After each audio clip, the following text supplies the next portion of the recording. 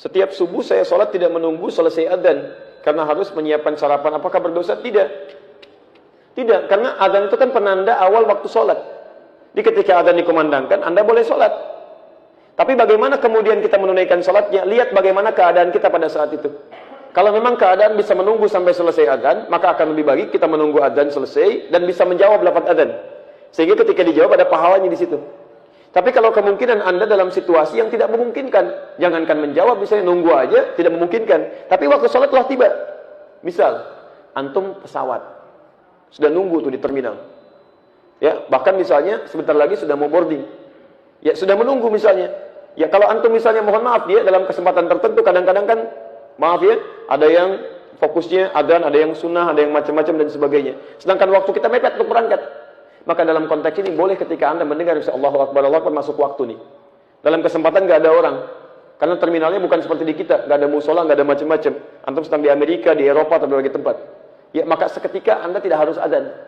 Langsung Anda sholat, seketika tunaikan sholat selesai dan langsung kemudian masuk ke dalam pesawat. Itu boleh dilakukan. Dan nggak usah adzan karena nggak ada orang lain yang sholat dengan Anda. Baik ya? Paham ya? Di dalam kondisi tertentu tidak harus kemudian kita menyempurnakan sampai mendengarkan, tapi kalau bisa mengerjakan itu akan lebih baik sesuai dengan konteks waktunya. Batas waktu sholat isya, apakah boleh dilakukan jam 1 pagi? Isya itu batasnya malam. Kalau berakhir malam, ya selesai isyanya. Kapan batas malam itu? Jangan dihitung pakai waktu ya. Dihitungnya pakai penggunaan dalam kalimat Al-Quran. Perhatikan sini.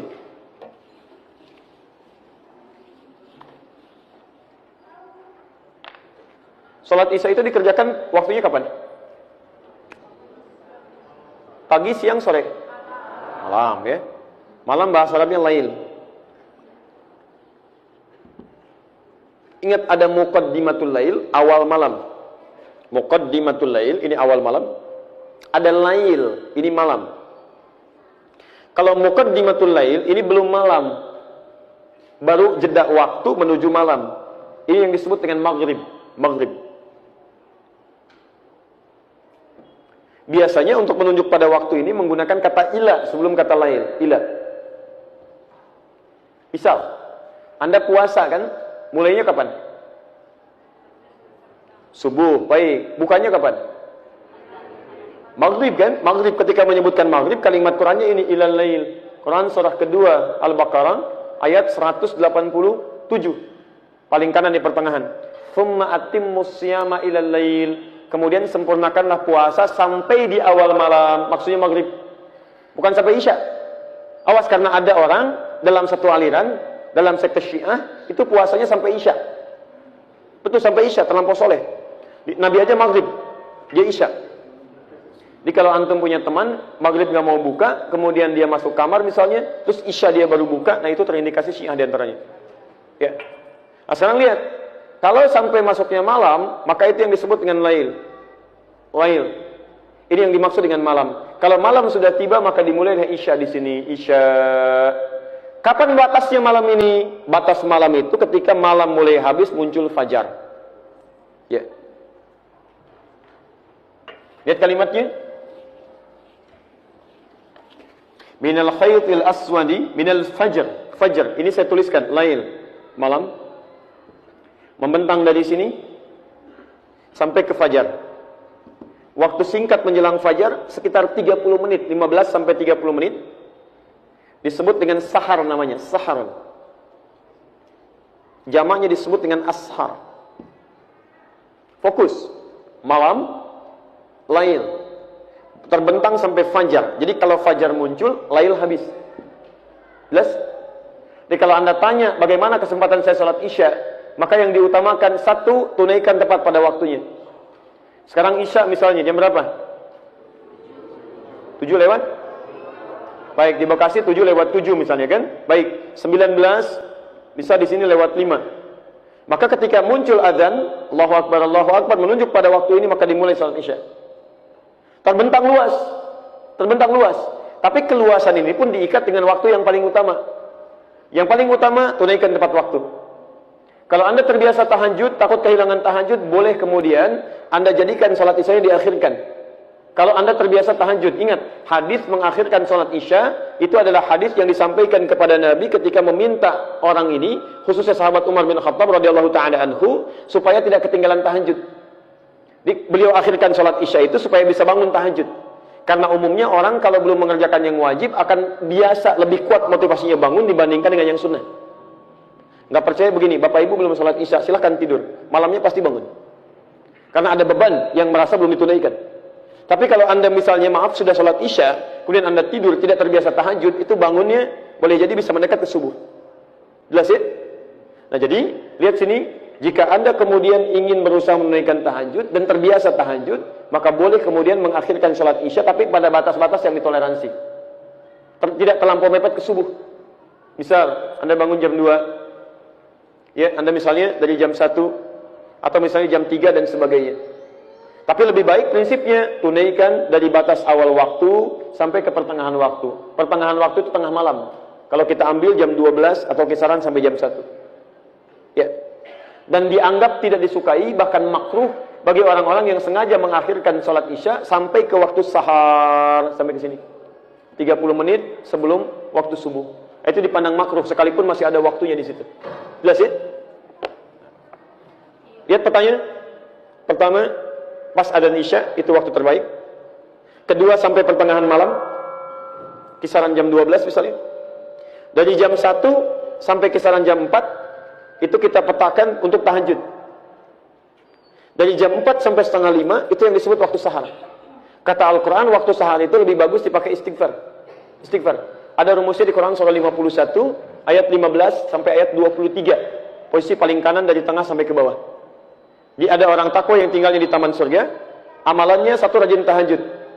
Ya kanu qalila minal laili ma yahja'un. Mereka sedikit tidurnya, banyak ibadah malamnya. Ayat 17-nya. Wabil ashari hum yastaghfirun, dan di waktu-waktu sahar mereka banyak istighfar kepada Allah. Jadi kalau Anda ingin bangun petak malam hari, apa ibadahnya? Satu, salat Isya, batas sampai pertengahan malam. Kedua, dari jam 1 sampai sekitaran jam 4, tunaikan tahajud, silahkan pilih. Kalau awal malam berarti jam 1, pertengahan malam sekitar jam 2, akhir malam sekitar jam 3, setengah 4. Anda berhenti di jam 4 misalnya, atau jam 4:4 untuk istighfar kepada Allah di waktu sahar. Ya, berdoa, minta ampunan dan sebagainya, itu cepat dikabulkan. Paham sampai sini? Baik. Apakah menghirup air dan berkumur saat wudu dilakukan 1 kali atau 3 kali? Tayyib. 3 kali itu batas maksimal. Yang dalam bahasa hadisnya, faman zada Abul Qasim, faman zada faqad asa Abul Qasim. Siapa yang lebih daripada 3, itu telah bermaksiat kepada Abul Qasim, pada Nabi. Ya. Maksud hadis ini, fokus ya. Ada pertanyaan, apakah saat menghirup air, istinsyak saat wudu, ataupun kumur-kumur tamadmad harus 1 kali, ataukah 3 kali? Prinsip 1 kali dan 3 kali itu penting Anda ketahui.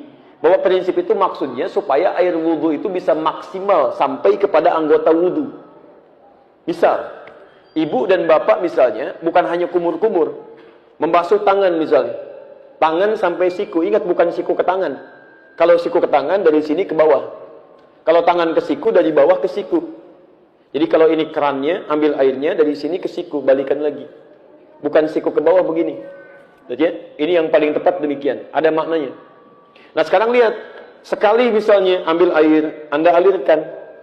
Kalau sekali ini sudah selesai, menutup keseluruhannya, itu dipandang cukup, nggak ada masalah. Tapi kalau Anda misalnya merasa bahwa masih ada di sebagian yang belum terbasuh, maka 2 kali sempurnakan.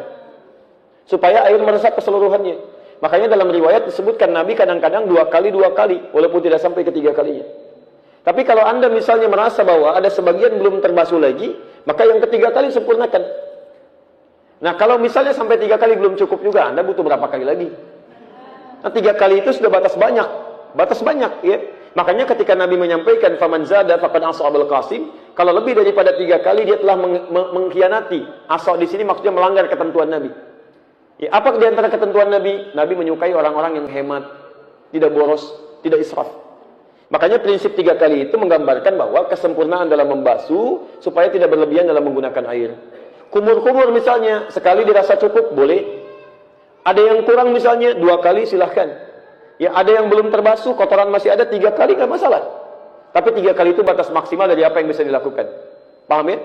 Jadi bukan, jangan terjebak pada bilangan harus sekali, harus 2 kali, harus 3 kali. Yang dimaksudkan basuhan sampai 3 kali itu sempurna anggota wudu dibasuh dengan sempurna dan menghilangkan segala jenis kotoran yang ada di dalamnya. Jelas ya?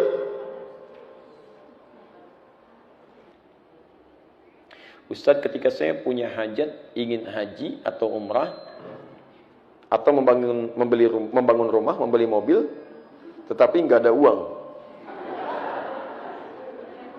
Terus masalahnya apa? Ya. Apakah amal soleh boleh diniatkan untuk hajat tersebut? Masya Allah. Contoh, setiap Jumat saya bersedekah supaya hajat saya segera terwujud. Mohon penjelasan. Ini biasa. Memang tipikal di antara sifat manusia itu ingin beramal dengan mendapatkan kompensasi. Ada, wajar itu. Gak apa-apa, itu sesuai fitrahnya. Itu ada di Quran surah ke-3 Ali Imran ayat 133. Posisi paling kanan sebelah atas. Wasari'u ila maghfiratin min rabbikum wa jannatin arduha as-samawati wal ardu u'iddat lil muttaqin. Dan bergegaslah Anda memohon ampunan kepada Allah. Kemudian lihat kalimatnya. Berharaplah bisa mendapatkan surga yang seluas langit dan bumi. Di Quran mengatakan, silahkan Anda berharap, jadi mengerjakan amalan supaya bisa masuk surga. Itu puncak tertingginya. Ada orang-orang tertentu yang ketika dia beramal ingin mendapatkan surga. Lihat, itu bagian dari keikhlasan, boleh. Ikhlas paling rendah itu ketika dia mengerjakan sesuatu, ingin mendapatkan balasan, tapi sesuai keinginan Allah. Kan yang perintahkan kita masuk surga kan Allah. Jadi kalau kita misalnya mengatakan, saya sholat karena Allah, iya. Saya sholat ingin mendapatkan surga, boleh nggak? Boleh, karena Allah menyuruh supaya kita sholat mendapatkan surga. Tapi itu tingkatan paling bawah, puncak tertingginya saya nggak peduli. Mau masuk surga atau kemanapun terserah Allah. Yang penting saya sholat, Allah ridha. Itu puncak tertingginya. Nah, apa kata Quran ayat 134-nya? Alladzina yunfikuna fis sarra'i wad dharra. Ada orang yang mengamalkan amalan supaya bisa masuk surga. Di antaranya infak. Wal kadhiminal ghaidha, sanggup menahan amarah. Jadi ketika dia mau infak itu motivasinya mendapatkan surga seluas langit dan bumi. Itu kata Quran boleh. Tapi tingkat tertinggi ketika dia tidak punya pamrih dengan amalannya. Terserah Allah. Nah, cuman yang tidak tepat itu adalah ketika amalan-amalan Anda ditarik ke dalam urusan dunia. Itu yang sangat disayangkan. Jadi kalau mau beramal, gak usah mikirin dunia, sayang. Walaupun ada motivasi dalam amalan, menjadikan amalan ketika dikerjakan, dunia dapat. Contoh, apa kelebihan 2 rakaat sebelum subuh? Lebih baik daripada dunia dan seisinya. Pertanyaannya tahu dari mana? Baik, hadis Muslim hadis 724. Lihat, rak'atal fajri khairum minad dunya wa ma fiha. 2 rakaat sebelum subuh itu lebih baik daripada dunia dan seisinya. Lebih daripada dunia dan seisinya. Jadi kalau Anda bisa mengerjakan 2 rakaat itu, Anda mendapatkan lebih daripada dunia dan seisinya. Lebih daripada dunia dan seisinya. Ada yang menafsirkan itu pahala yang tidak bisa ditandingi oleh dunia dan seisinya. Ada yang menafsirkan bahwa keadaan kita itu dijadikan memiliki sesuatu lebih daripada dunia dan seisinya. Maksudnya apa?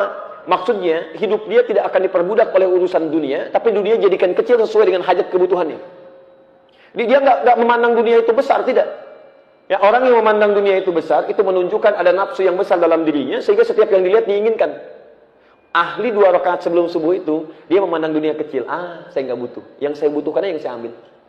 Misal, saya butuh pakaian untuk sholat. Ketika dia butuh pakaian untuk sekedar sholat, maka dia hanya akan membeli pakaian untuk sholatnya. Yang lain walaupun banyak modelnya, itu kecil bagi saya. Saya nggak butuh. Cuman ingin, capek.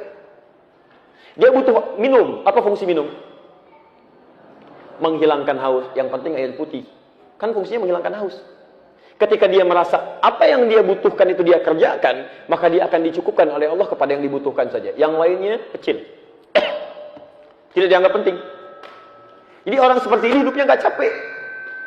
Yang penting ada air putih, selesai. Apa fungsi makanan?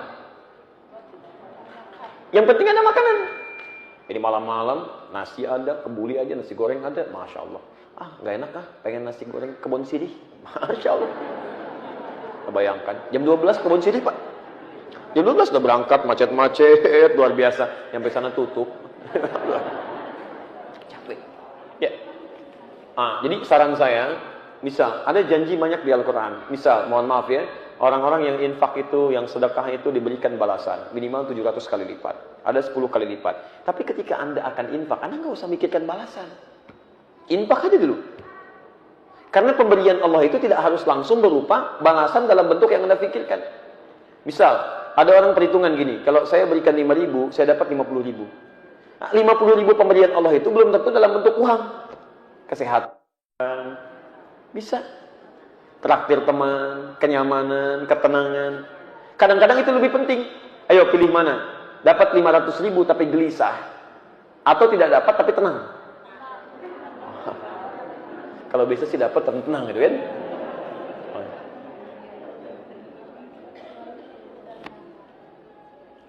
Bagaimana jika tidak sudah melaksanakan ibadah haji dan umrah, lalu muncul riya secara tidak sengaja? Bagaimana riya bisa tidak sengaja? Apakah ibadah tersebut menjadi sia-sia? Quran surah kedua ayat 264. Dan sementara saya cukupkan dulu. Quran surah 2 ayat 264. Paling kiri sebelah bawah. Lihat kalimatnya. Fokus ya. Ya ayyuhalladzina amanu la tubtilu sadaqatikum bil manni wal adha kalladzi yunfiqu manahu ria'an nas. Selesai. Hei orang-orang yang merasa masih punya iman, jangan batalkan, kata Quran batal, gugur. Jangan batalkan amalan yang telah lelah Anda tenun dengan mengerjakan amalan yang merusak. Jadi ada orang yang sudah beramal, terus mengerjakan perbuatan merusak, itu batal semua amalnya. Contohnya apa? Maaf, kalladzi yunfiqu malahu ria'an nas. Seperti orang yang infak tapi riya. Sengaja ingin dilihat orang. Mau infak ke masjid bikin spanduk dari Sabang sampai Merauke. Macam-macam. Masya Allah, pengen dilihat. Nah, itu belum dikerjakan sudah gugur. Orang haji, orang umrah, begitu selesai sengaja dia riya. Bukan dalam konteks terjebak dalam riya itu kemudian dia bisa larat, tidak. Ini dalam konteks dia sengaja ingin dilihat orang, didengar orang. Pak Doni, lurus saja. Pak Haji Doni, oh, Masya Allah. Nah, itu agak rekod. Ya. Jadi semoga Allah maafkan kita semua, Allah ampuni kita semua. Bapak Ibu sekalian, mohon maaf barangkali saya tidak bisa kemudian untuk bisa menambah materi kita supaya pelan-pelan saya simpulkan dulu. Tapi mohon izin saya nanti memberikan informasi bahwa pertama, sore ini kita nanti di akhir akan kedatangan tamu. Beliau seorang ulama besar, gelarnya Allamah, Syekh rujukan dunia dari Mauritania. Namanya Syekh Muhammad Al-Hafidh As-Sinqiti. Ini ulama rujukan sampai orang-orang Timur Tengah juga belajar dari beliau. Insya Allah kita akan kedatangan tamu sore ini ba'da maghrib sampai dengan ba'da isya, dan itu disiarkan live nanti di akhir TV. Dan beliau akan memberikan materi tentang keutamaan-keutamaan dan persiapan Dzulhijjah, Idul Adha dan Haji. Nanti insya Allah kalau Anda mau tersambung dipersilahkan nanti ba'da maghrib sampai dengan ba'da isya. Dan ini kesempatan yang sangat langka karena ulama dunia mau memberikan satu gambaran yang bisa kita jadikan rujukan. Dan beliau akan datang juga dengan kedutaan dari Sudan, Dr. Tayyib, itu juga orang alim, dan akan memberikan informasi seputar beasiswa. Jadi mungkin nanti kalau dapat bisa dimanfaatkan. Yang kedua, saya mohon sebesar-besarnya agar memaksimalkan ya, potensi kebaikan-kebaikan di bulan Dzulhijjah, karena belum tentu kita bisa mendapatinya lagi. Maka pesan kami, satu, siapkan dari sekarang amal soleh yang bisa dikerjakan. Pertama, tingkatkan kualitas dan kuantitas salat. Kedua, infak yang tadi telah kita bahas bersama. Tolong jaga keluarga antum baik-baik. Ku anfusikum wa ahlikum nara. Tolong jaga baik-baik diri dan keluarga kita. Yang ketiga, tolong perbanyak interaksi dengan Al-Qur'annya. Walaupun sekedar bacanya aja. Misalnya sekedar baca, atau kita ingin mendalami, atau kita ingin menghafalkannya. Silahkan, ada banyak tawaran. Kalau bisa 10 hari pertama Dzulhijjah itu kita bisa khatam Quran. Ya. Berapa juz? 30 juz. 30 juz bagi 10 berapa? Sehari 3 juz kan gak banyak.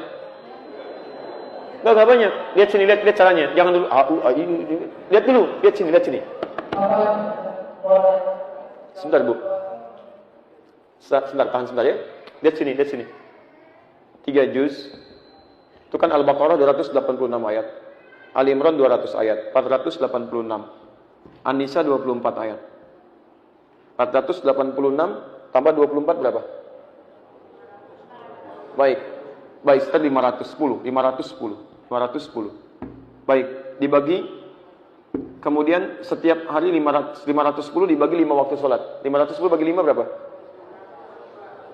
Berapa? 102. Berarti kita temukan 102 dalam sekali sholat. Subuh jam 5 kurang lebih Duhurnya jam 12 kurang lebih. 12 ke 5 berapa? 7. 100 dibagi 7 berapa? Berapa? 14. Baik, 14. 14 dalam 1 jam. 1 jam itu 60 menit. 60 menit bagi 14 berapa? Kisaran 4 menit. 4 menit. 1 ayat 4 menit. Apa nggak bisa punya waktu 4 menit untuk 1 ayat? Alif Lam Mim. Belum semenit. Anda punya 4 menit untuk 1 ayat, Anda khatam Quran 30 juz dalam 10 hari. Kenapa, Bu?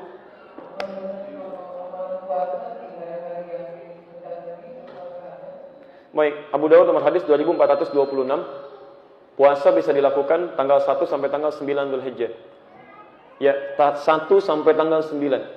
Hadisnya dari Unaidah. Ya, kemudian dari istri Nabi sallallahu alaihi wasallam, an ba'di azwajin Nabi sallallahu alaihi wasallam, ya, mereka menyampaikan, lihat, kana Rasulullah sallallahu alaihi wasallam adalah Rasulullah sallallahu alaihi wasallam yasumu tis'an min Dzulhijjah. Beliau terbiasa menunaikan 9 hari puasa di awal Dzulhijjah, tanggal 1 sampai tanggal 9-nya.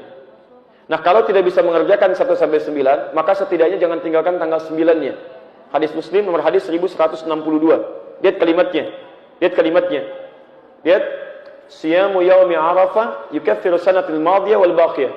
Puasa di hari Arafah itu tanggal 9 Dzulhijjah itu bisa menggugurkan dosa setahun berlalu dan setahun yang akan datang. Jadi Nabi menyampaikan, ini yang mau saya tutup, Nabi menyampaikan, kalau Anda ingin memaksimalkan semua amalan ini, salat, baca Al-Qur'an, kemudian infak, Anda bisa kerjakan satu amalan yang saat dikerjakan semuanya bisa terpacu untuk diamalkan. Itu puasa. Itu puasa. Karena puasa itu uniknya ketika dikerjakan, semua amalan ikut dikerjakan. Nggak percaya silakan. Antum kalau nggak puasa, jangankan sholat sunnah, sholat fardu bisa ketinggalan. Biasa aja. Tapi kalau puasa, ketinggalan yang sunnah bisa gelisah. Infak saat puasa bertambah. Lihat, sebelum Ramadan kan ada orang minta depan mata belum tentu diberi. Saat Ramadan, nggak kelihatan, antum catat. Berapa fakirnya, miskinnya, macam-macamnya. Al-Quran jangan ditanya. Begitu puasa, maksimal dibaca. Dan hebatnya orang puasa, dia bisa menahan untuk tidak berbuat maksiat. Itu tingkat paling tingginya. Silahkan, kalau orang puasa mau dusta aja, dia nggak mau, dia tahan-tahan, takut batal puasanya. Akhi, kemana kemarin? Kamu kok nggak datang?